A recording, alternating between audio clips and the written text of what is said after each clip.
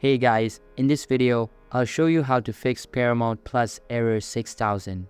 Alright, let's begin. First, open your preferred browser on your PC and navigate to paramountplus.com. If you are encountering the error, click on the three dots in the top right corner of your screen and select New Incognito window from the drop-down menu.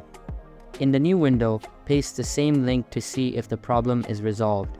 If the issue persists, you will need to clear your browsing data. Again, click on the three dots in the top right corner and select Settings.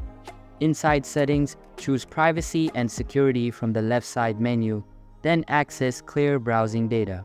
In this section, checkmark everything and click on Clear Data to delete your browser data. Please note that this action will log you out of every website on your browser, refreshing it as if it were a new install. After clearing your data, revisit the Paramount Plus website to check if the issue is resolved.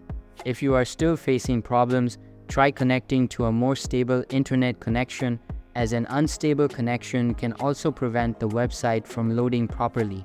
So that's basically how you can fix Paramount Plus Error 6000. And that's it for this video. If you find this helpful, consider subscribing and giving this a big thumbs up. Thanks.